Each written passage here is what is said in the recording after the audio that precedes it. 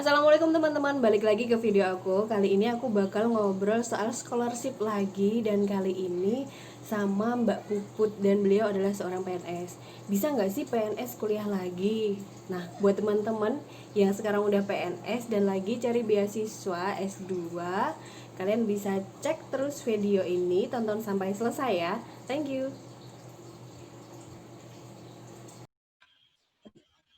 Halo, Assalamualaikum Mbak Puput.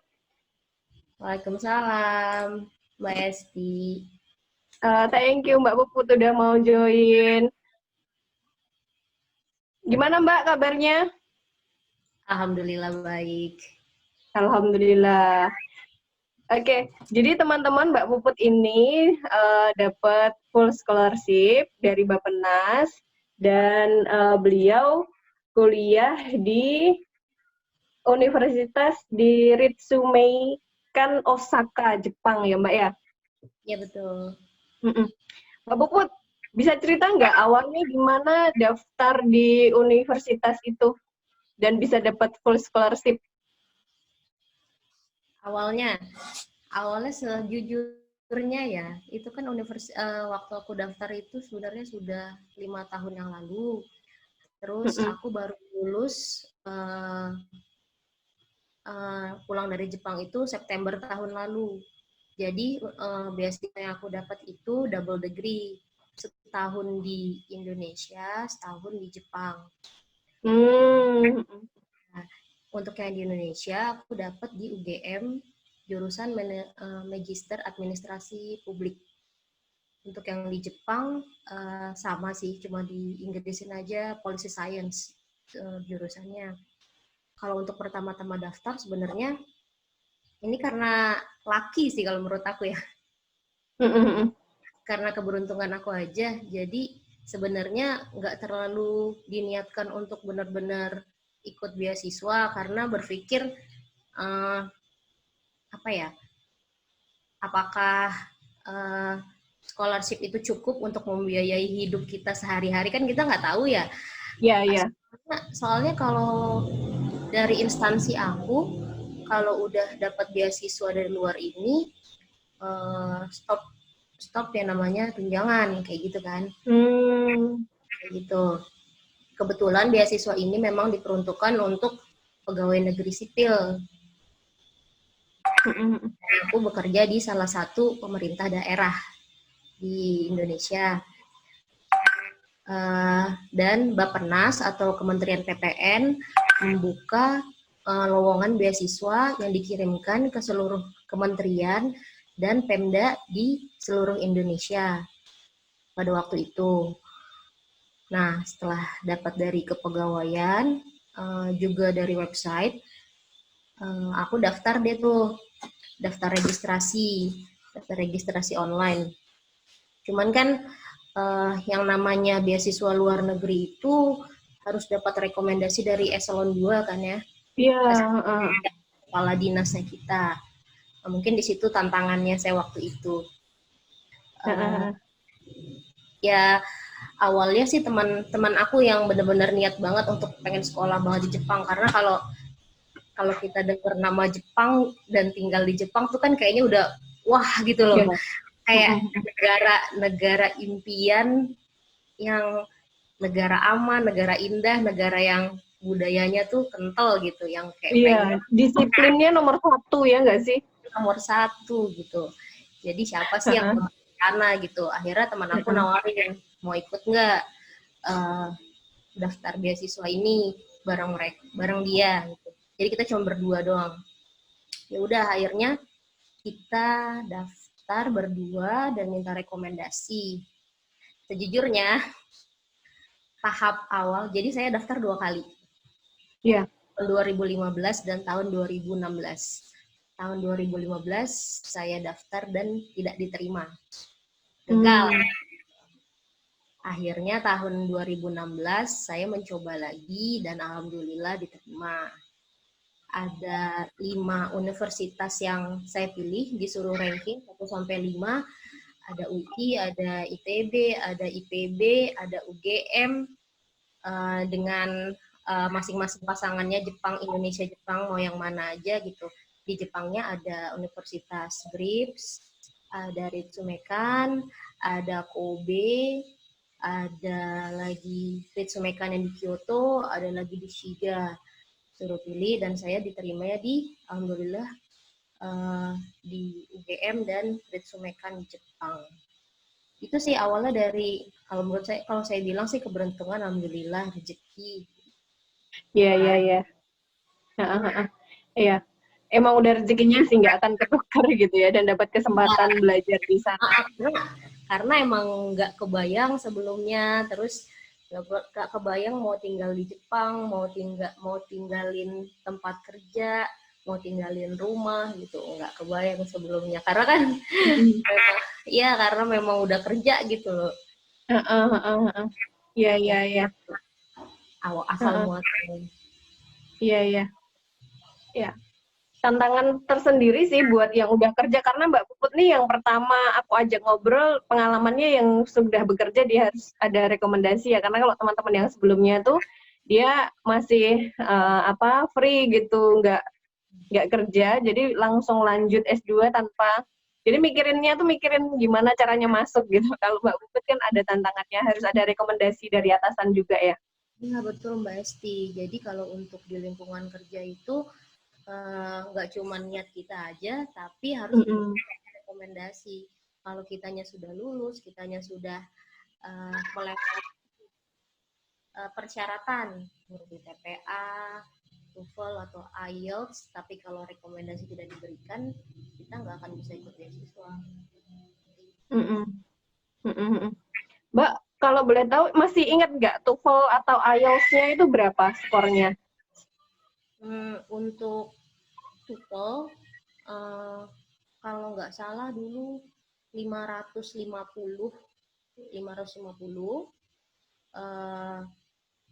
Kalau untuk kalau untuk pusat dan daerah itu sepertinya beda ya. TOEFL 550. Kalau untuk tes potensi akademik TPA dari Bappenas itu 565 untuk yang lokasi di pusat di Jakarta. Tapi kalau untuk di luar Jawa itu 525. Jadi berbeda. Untuk IELTS sendiri itu 6,5. Ya, ya. Standar ya. Mbak, selama persiapannya, jadi selain administrasi gitu, belajar untuk TOEFL atau IELTS-nya gitu, belajar bahasa Jepang juga nggak, Mbak Puput? Ya, ini udah full paket dari Bappenas ya. Jadi ketika kita diterima, kita itu nggak pure 2 tahun. Jadi alhamdulillahnya kita itu masih diberikan kesempatan untuk tes IELTS lagi, untuk diberikan kuliah bahasa Inggris lagi selama 6 bulan, kemudian tes IELTS 2 kali, supaya apakah bisa melebihi 6,5 itu. Itu untuk itu untuk yang bahasa Inggris. Kalau untuk yang bahasa Jepang, kita diberikan bekal 1,5 bulan belajar bahasa Jepang. Ya, belajar bahasa dan ujian sebelum berangkat ke Jepang. Dan alhamdulillahnya di Jepang sendiri ada semacam kayak kursus free course dari kampus untuk belajar bahasa Jepang pemula untuk survive di sana. Seharian. Keren sih, udah sepaket gitu ya, tinggal menjalani ya berarti ya. Iya, alhamdulillah. Alhamdulillah banget. Alhamdulillah kalau untuk beasiswa Bappenas termasuk menurut saya dimudahkan. Kenapa? Karena step-stepsnya itu jelas Mbak Esti. Seperti apa yang dibutuhkan, seperti kuliah bahasa Inggris, IELTS itu sebelum berangkat, bahkan kepengurusan visa, paspor biru juga dibantu. Kemudian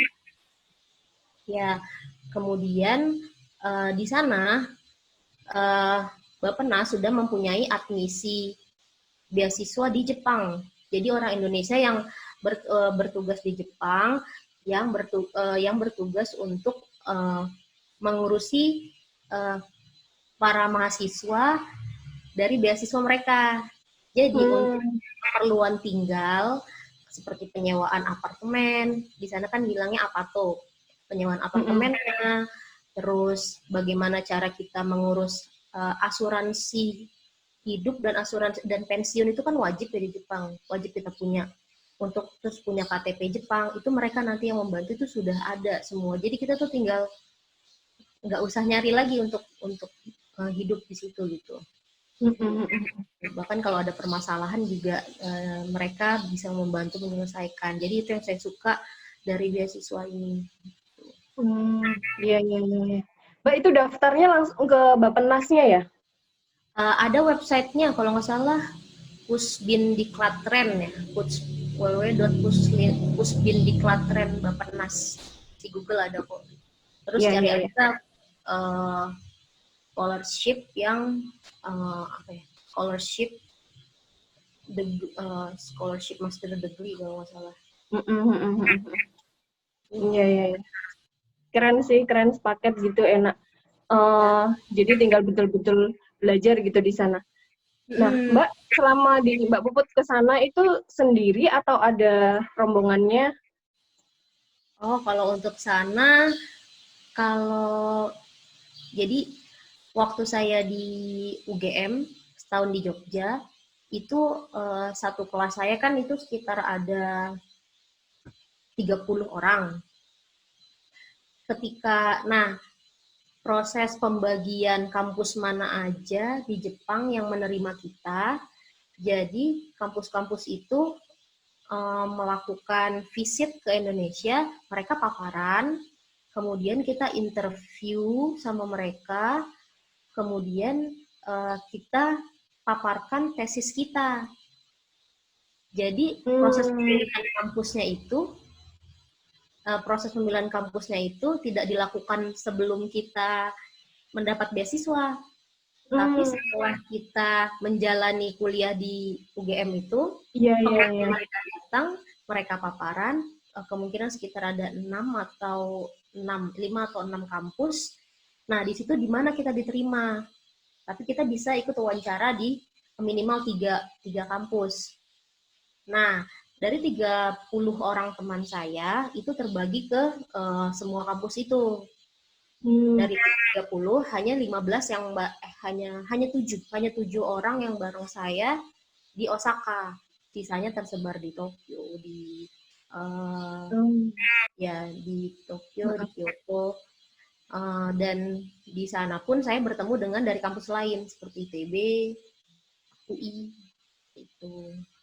Oh iya, paham. Dan alhamdulillahnya sih di Jepang juga ada yang namanya PPI, Persatuan Pelajar Indonesia. Pelajar Indonesia. Ya, ada PPI Kyoto, PPI Osaka, PPI Nara. Nah, di situ kita bisa minta bantuan kalau ada permasalahan, dan ada juga namanya gathering atau waktu Ramadan, ada kumpul-kumpul dan buka puasa bareng.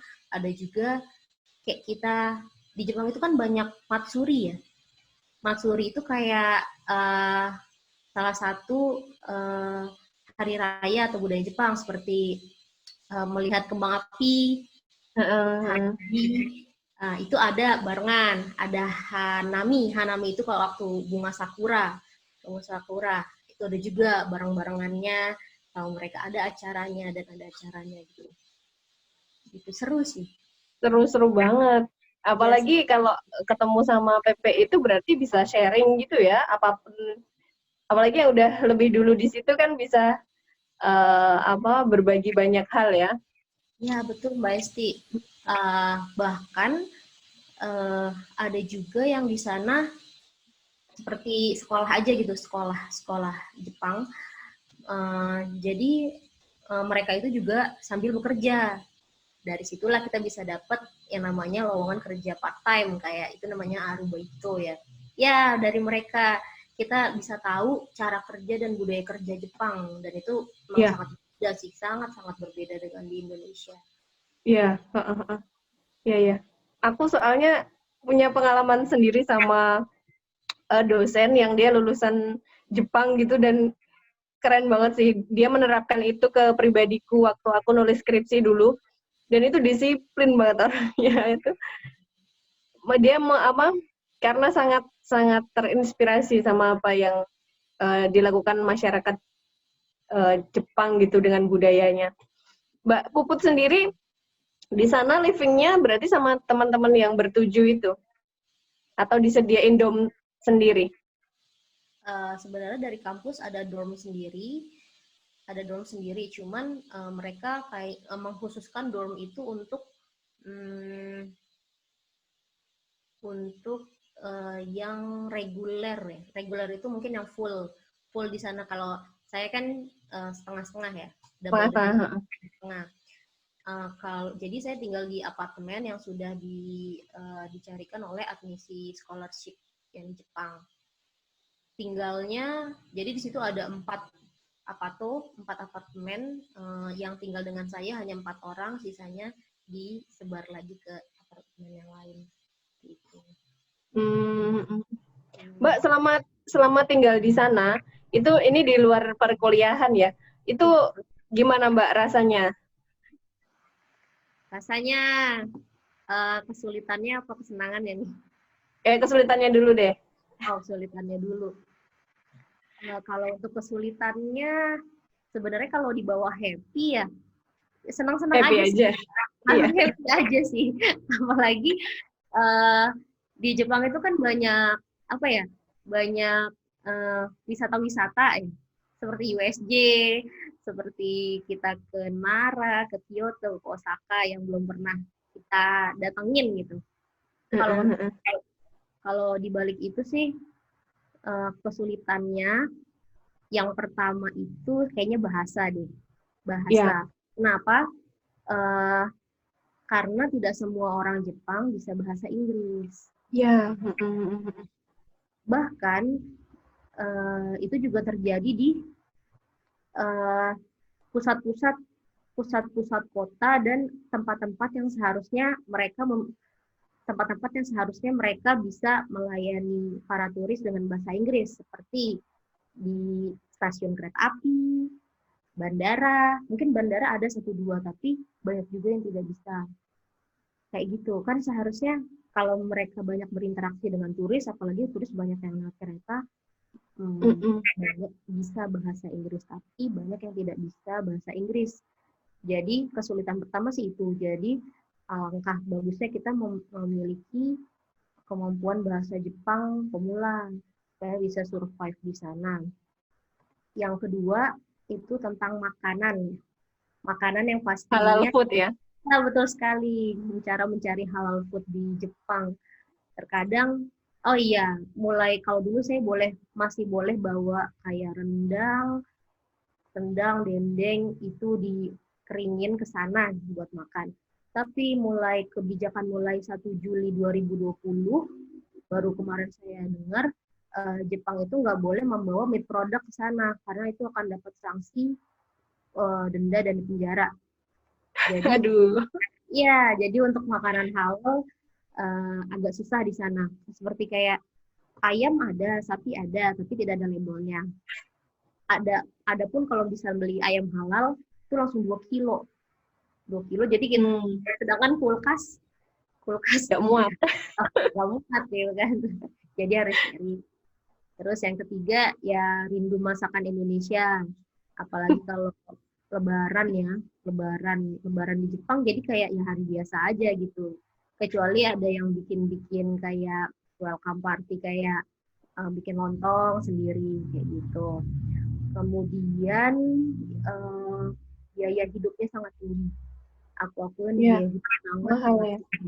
Iya, kayak kita kalau untuk naik kereta aja mungkin hanya turun naik misal dari stasiun saya Ibaraki ke Osaka, pulang lagi sehari bisa 100 sampai 150.000.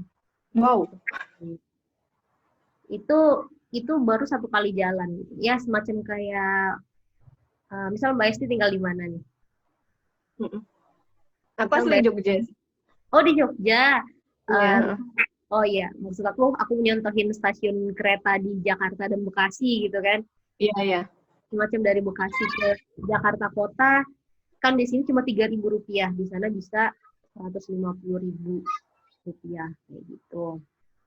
Kemudian di sana itu transportasi hanya terbatas sama kereta dan bis. Transportasi massa. Hmm. Transportasi massa terbatas kereta dan bis. Jadi kalau misalkan tempat yang kita tuju jauh dari dua dua stasiun dan halte itu, kita bisa jalan kaki setengah sampai 1 jam setiap hari. Bisa sampai berkilo-kilo setiap hari. Dan Ya, ya, ya. itu benar-benar kita Karena ngarepin di sana kendaraan pribadi dibatasi ya. setahu saya sih memang pajaknya sangat tinggi di sana. Iya. Untuk di Osaka sendiri hampir tidak ada motor dan mobil pun jarang karena pajaknya tinggi, bayar tol itu mahal dan parkir sangat mahal. Iya, Dan iya. setahu saya sih untuk pembuatan seperti SIM atau STNK itu Mahal. banyak challenge-nya, nggak mahal mahal ya, tapi nggak mudah mendapatkannya itu Iya, di iya. situ. Keren Bahkan sih, keren. Tapi kan transportasi umumnya bagus ya di sana ya. bagus, tapi asal kita tinggal di dekat transportasi umum itu. Kalau kita tinggal jauh, tergantung kapasitas kita, kecepatan kita untuk jalan Berjalan kaki. sanggup Iya. berapa itu, Mbak. Itu kalau kesulitan. Mbak, kalau untuk ibadah gimana di sana? Kalau untuk ibadah sendiri, untuk di kampus, alhamdulillahnya kita disediakan satu lantai sendiri untuk musola. Sebenarnya bukan musola sih, sebutannya kayak ruang serbaguna ya, yang bisa digunakan untuk musola untuk umat muslim kalau mau sholat Jumat dan sholat seperti biasa pada jamnya gitu, dengan izin. Jadi kalau misalnya bukan jam sholat, mau dipakai untuk belajar juga bisa seperti itu. Kalau untuk di tempat-tempat publik, tempat-tempat umum, ada di stasiun-stasiun besar biasanya. Itu ada prayer room yang cara pemakaiannya tetap harus izin. Jadi kita harus ketemu sama apa ya, kayak resepsionis ya, yang di tempat stasiun itu bagian informasi. Kita mengisi data pemakaian dan biasanya kita dikasih waktu 15-20 menit menggunakan prayer room itu, dikasih password untuk masuk ke dalamnya. Setelah itu dia akan terkunci sendiri, jadi kita nggak bisa lama-lama kayak gitu. Semuanya ada aturannya sih. Iya, iya, iya. Iya sih, Jepang keren banget sih untuk hal itu gitu. Nah, kalau balik lagi ke kampus, Mbak, international student-nya yang dari luar Indonesia banyak nggak? Oh, kalau untuk barengan saya itu banyak dari negara Asia Pasifik. Jadi banyak dari negara-negara kepulauan yang saya sendiri baru dengar negara itu gitu. Contohnya negara Palau. Pernah dengar nggak Palau? Nggak. Saya baru ketemu di sana, ketemu teman di sana. Kedua Solomon. Solomon pernah. Ya, tetangganya Papua. Papua Nugini, tetangganya. Kemudian Samoa. Pernah dengar Samoa nggak? pernah. Samoa. Kemudian ada juga orang Senegal. Kemudian dari Malaysia ada, dari Cina ada, Singapura ada, Thailand. Ya, itu barengan itu. Teman-teman internasional. Iya, iya, iya. Itu ada plan buat target selesai sama-sama atau selesainya itu beda-beda, Mbak? Dengan mahasiswa internasional yang tadi. Mm-mm. Kebetulan untuk tiap mahasiswa internasional sebenarnya beasiswanya berbeda dengan beasiswa yang aku dapat. Jadi kalau mereka itu ada yang namanya Max Scholarship, ada lagi dengan dari JICA, ya kan, ada lagi apa ya? Ya pokoknya mereka saya lulus duluan, mereka ada yang belum lulus gitu. Jadi kita cuma bareng-bareng di kelas aja, di kelas sama di tapi untuk selesainya nggak bareng-bareng sih, tergantung dari beasiswa mereka masing-masing. Itu Mbak Puput sendiri proses nulis tesisnya berapa lama, Mbak? Proses nulis tesis dimulai dari waktu aku di Jogja sebenarnya. Jadi waktu masih kuliah di Jogja itu udah mulai nulis tesis. Kenapa? Karena tesis itu kan yang kita pakai buat paparan masuk ke kampus Jepang. Ya, itu udah mulai. Tapi hanya sebatas kerangka, metodologi, latar belakang, seperti itu. Kalau untuk berapa lama ini mungkin 1 tahun ya. Saya mulai dari Jepang, mulai dari UGM, Jogja, kemudian penyelesaiannya bimbingan dengan dosen Jepang, pengambilan datanya balik lagi ke Indonesia, habis itu seminar dan sidangnya di Jepang, kemudian lanjutlah setelah lulus wisuda, lanjut lagi sidang di UGM lagi. Oh gitu. Berarti bolak-balik dong Indonesia Jepang. Ya betul. Jadi kita dikasih kesempatan pulang 1 kali untuk mengambil data, baru balik lagi ke Jepang setelah sidang dan wisuda, balik lagi, kita lanjut lagi selesaikan yang di Jogja, yang di UGM. Sidang lagi di situ. Karena ya sidang lagi di situ sama revisi yang disesuaikan dengan format-format dari tesis di Indonesia, karena itu agak sedikit beda ya Mbak Desti itu. Berarti bahasa Inggris ya sidangnya ya? Ya, untuk bahasa pengantar kita bahasa Inggris. Bahasa Inggris ya, full English. Mbak, kalau beasiswa ini tuh harus ada timbal baliknya nggak kepada Bappenasnya? Kalau menurut saya sih sebenarnya nggak ada ya. Nggak ada ya? Jadi memang hanya kuliah selesai terus sudah ya? Iya, yang penting kita itu memberikan melaksanakan beasiswa, melaksanakan pendidikan itu dengan sebaik-baiknya, tidak melanggar, tidak membuat sesuatu, tidak melakukan sesuatu yang dilarang. Ya. Ya kan, apalagi kita tinggal di negara orang. Ya. Kembali pulang dengan nilai-nilai yang sudah yang harus kita penuhi gitu. Jangan sampai nilainya IPK-nya kecil karena kita tidak bisa menyelesaikan pelajaran, atau kita semisal ya, worst case kita bermasalah dengan dosen Jepang, kita kan nggak tahu, jangan seperti itu. Iya. Itu. Oke. Mbak Puput, terakhir nih, Mbak Puput ada nggak pesan buat teman-teman nanti yang menyaksikan ini, tips dan triknya apaan sih supaya bisa dapat beasiswa yang sama nih kayak Mbak Puput? Kalau untuk tips dan triknya, kebetulan beasiswa yang saya terima itu kan beasiswa khusus pegawai negeri sipil ya. Yang pasti harus menjadi pegawai negeri sipil dahulu. Kemudian yakin aja kalau kita punya niat untuk mau melanjutkan studi, itu harus diniatin. Kalau nggak kuat niatnya, cari teman kayak saya. Yeah. Jadi ada teman berjuang bareng-bareng. Kemudian lakukan apa yang lakukan. Kayak saya 1 kali nggak lulus. Kalau emang masih punya keinginan, daftar lagi sampai kamu dapat keinginan itu. Terus pilih negara yang memang kamu pengen dan jurusan yang memang kamu pengen. Waktu itu sih memang ada beberapa jurusan, ada Jepang, maksud aku beberapa negara, ada Jepang, ada Australia, sekarang juga ada Jerman dan Belanda. Tapi pengennya Jepang ya, pengennya Jepang ya, Jepang gitu. Kemudian apa lagi ya tipsnya?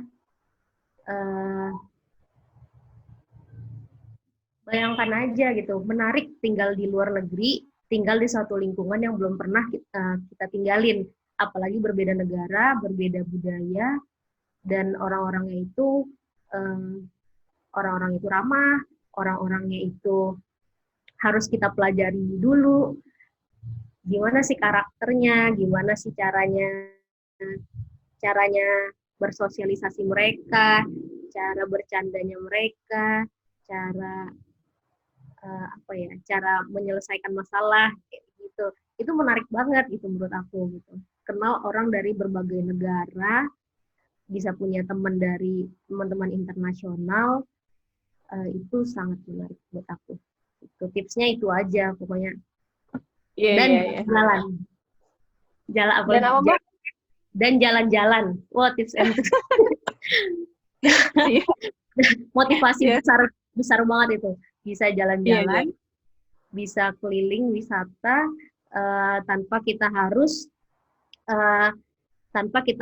dikejar-kejar sama berapa lama sih kita harus stay di situ. Kayak kita misalkan wisata ke Jepang paling cuma bisa 2 minggu kan. Kalau kita udah di sana, kemana aja ke tempat yang kita mau gitu. Iya, dan puas banget ya. Wah, Besti. Itu pun kurang. Kayaknya masih pengen lagi ke sana. Waduh, mudah-mudahan ya Mbak, kalau ada rezekinya lagi Mbak Puput bisa kuliah lagi. Amin, mudah-mudahan S3. Amin. Amin, amin, amin. Aku doain deh, mudah-mudahan lancar nanti barokah semuanya. Amin. Mbak Puput, makasih ya. Udah mau sharing-sharing. Ya. Semoga bermanfaat buat teman-teman yang nonton. Makasih Mbak Esti, makasih teman-teman. Sama-sama Mbak. Saya tutup dulu ya. Assalamualaikum. Waalaikumsalam. Alhamdulillah teman-teman, akhirnya selesai juga ngobrol sama Mbak Puput. Semoga informasi dari Mbak Puput bermanfaat buat kalian, terutamanya kalian yang lagi cari beasiswa di Bappenas. Nah, syarat utamanya adalah harus jadi PNS terlebih dahulu ya. Jadi good luck buat kalian yang lagi berjuang mencari beasiswa ini. Jangan menyerah untuk mencoba. Oke teman-teman, terima kasih telah menyaksikan video ini. Jangan lupa like, share, komen, dan subscribe. Thank you.